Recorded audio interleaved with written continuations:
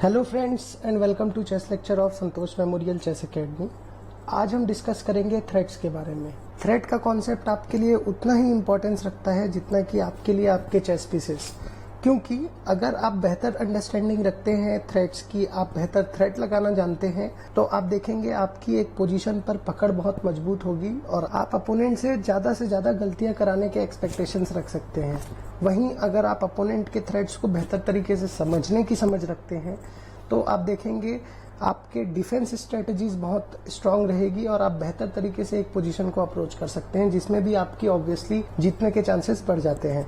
हम इसे आज एक सिस्टमेटिक ढंग से समझने की कोशिश करेंगे कि अपोनेंट की कौन सी चालें हम थ्रेट की कैटेगरी में रख सकते हैं। इसके लिए सबसे पहले हम ये समझते हैं एक थ्रेट क्या होता है। थ्रेट का मतलब होता है धमकी।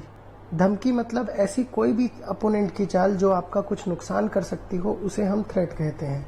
नुकसान आपका किसी भी तरीके का हो सकता है, जैसे आपका कोई मोहरा मर रहा हो, ऐसा कोई इंपॉर्टेंट स्क्वायर आपका जा रहा हो जो आपके लिए बहुत कीमती है, ऐसा कोई स्क्वायर जो अपोनेंट के लिए बहुत कीमती है, उस पर वो कंट्रोल करना चाहता हो जिससे वो अपने बाकी प्लान्स को एग्जीक्यूट कर सकता है बेहतर तरीके से, या ऐसी कोई चाल जो आपको इमीडिएट तो कोई परेशान ना कर रही हो बट बाद में लॉन्गर टर्म में उसका एक पर्पस है जिससे आपको बाद में वो थ्रेट देने में कामयाब होगा और अल्टीमेटली आपके जो राजा हैं उस पर जो अटैक होगा वो तो एक बहुत बड़ा धमकी तो है ही। इन सारे ही कॉन्सेप्ट को हम थ्रेट को दो पार्ट में डिवाइड करके समझेंगे।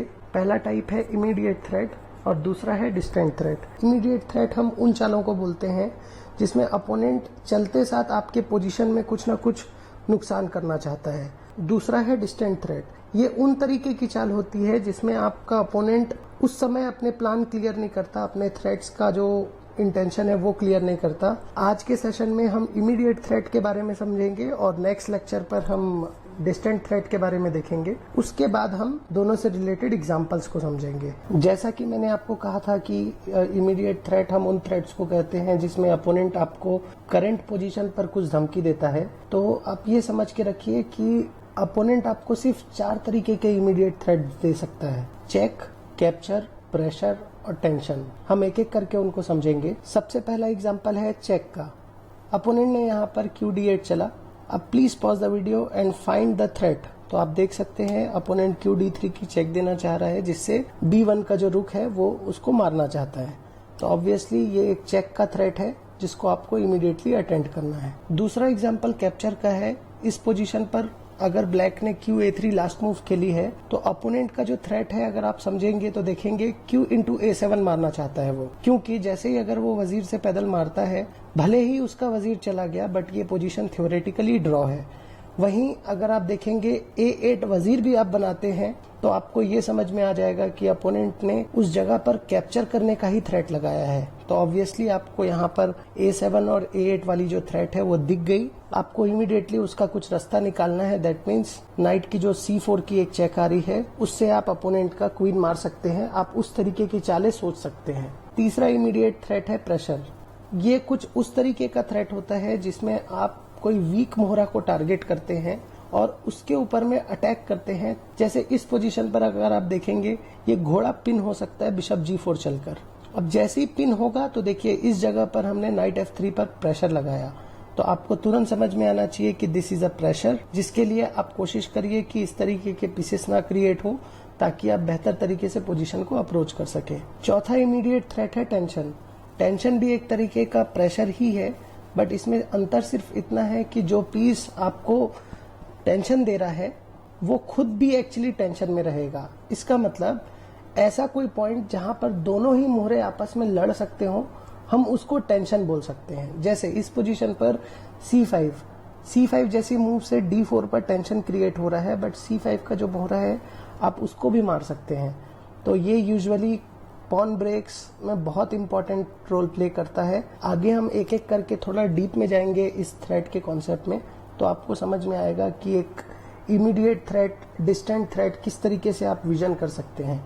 आप ये सोच रहे होंगे कि चेक, कैप्चर, प्रेशर और टेंशन, इन चारों चीज़ों को हम कैसे यूज कर सकते हैं, कैसे देख सकते हैं और इतना याद करने का हम टेंशन कैसे रखें। आपके लिए एक छोटा सा फॉर्मूला है जो कि आपको इमीडिएट थ्रेट को पता करने में मदद करेगी। सिर्फ आप उसको हर एक पोजीशन पर अप्लाई करिए, देखिएगा आपको धीरे धीरे करके आपको इमीडिएट थ्रेट की समझ बढ़ती जाएगी। तो फॉर्मूला ये है किसी भी पोजीशन पर अपोनेंट ने कोई भी चाल चली, आप अपोनेंट को दिमाग में ही एक चाल साइकोलॉजिकली और दे दीजिए। दैट मीन्स आप उस पोजीशन में चलेंगे नहीं, बट आप दिमाग में ये सोचेंगे अगर इसी पोजीशन पर ब्लैक की चाल एक बार और आ जाए तो ब्लैक क्या करने वाला है। जैसे मैं आपको वो चेक वाला एग्जांपल लेके जाता हूँ। इस पोजीशन पर अपोनेंट ने चला QD8। अब आप बताइए इस पोजीशन पर अपोनेंट की इमीडिएट थ्रेट आपको पता करनी है, तो मेरे फॉर्मूला के हिसाब से इस पोजीशन पर ब्लैक की एक बार और चाल दे देते हैं हम।